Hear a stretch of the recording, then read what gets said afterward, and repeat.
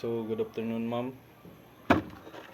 The topic that I choose is demonstrative. So, I will gonna teach you or teach them how to use this butane. So, this is the mini burner. So, I will gonna start. So first, you see this is called butane. So the first step that we will gonna do is we will gonna open this seal.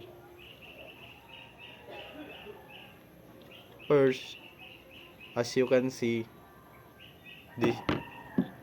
this handle, this is the guide to open this butane. First, you lift it up,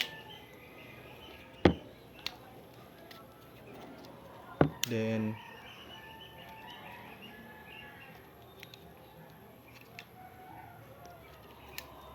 after you lift it up,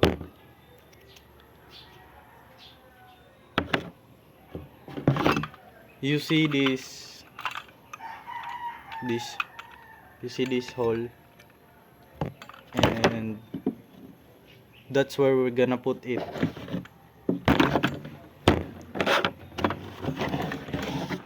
We will gonna put it in this hole, this.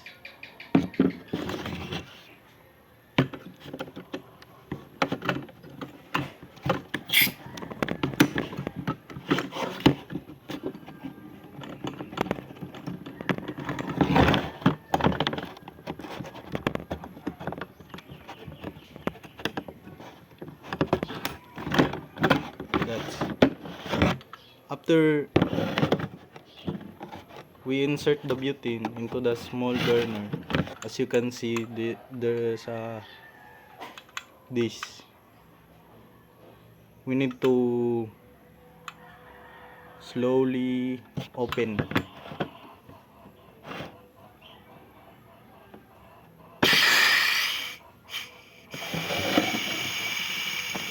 We open. So this is the one that will gonna light up this mini burner. We need to press this down.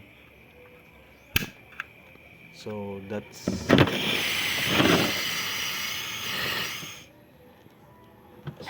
it. And as you can see, the fire is okay.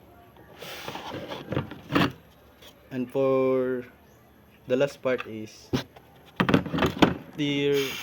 after we light up the fire, we slowly back it and to turn it off. And after we use this, we will gonna roll it up back and pull it back, so that's it. And we will gonna put it back for safety.